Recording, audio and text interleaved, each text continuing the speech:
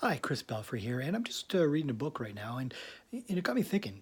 Um, it's really about relationships and more or less how most relationships are going to inevitably end in divorce. And it kind of got me thinking because statistically it says that 40 to 50% of first marriages will end in divorce, 60% of second marriages will end in divorce, and 70% of third marriages end in divorce.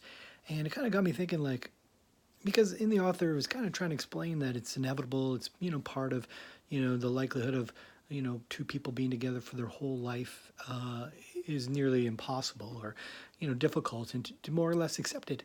And it kind of really got me thinking because I'm going to be running a happiness challenge, a 60-day happiness challenge in January, and I'd love for people to join. It's going to be in Mississauga, and feel free to contact me for more information because really it's really got me thinking, like, all these people are looking at someone else to make them happy.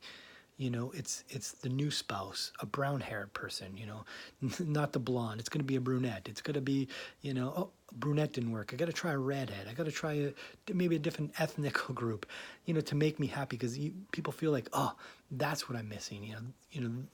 I need that in my life to really be happy so my marriage will work.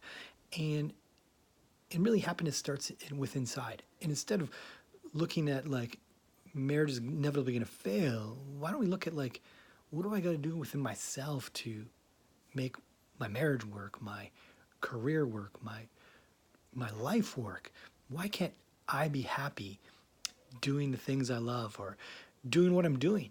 I had a janitor who, as a client, and he really didn't love his job. He felt he wasn't really inspired. He just felt like, he's doing it for the money, or, he didn't have any education. And I got to talking to him and I said, you realize that when I was 13, or when I was a teenager in high school, I still remember my janitor's name. Now I'm in my 40s and I still remember that janitor's name. Her name was Rosa, and she was barely spoke much English, but high school is a really challenging time. We've all been there, with the various things that are going on with work to fitting in to whatever.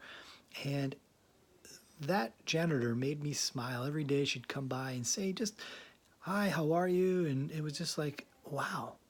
And, I shared that to him, and I said, you have an opportunity to touch these kids' lives. And just by saying hi, where some kids, no one may say hi to them for the whole day. And, and he left inspired, like, wow, like, right? My job is and can be inspiring and can be fulfilling if, all I do is, change that outlook, right? So if you're inspired to be a little bit more happy in your life, and maybe you are happy in your job or maybe you're happy in your relationship, but it's truly, are you looking for something in your life to you feel it's going to bring more happiness, whether it's maybe clothes, materialistic things, or a new car. I think that this course would be right for you. It's a 60-day, uh, you know, uh, guarantee that, at the end of the 60 days, you'll be happier, your money back. Feel free to contact me for more information, Chris Belfry at gmail.com.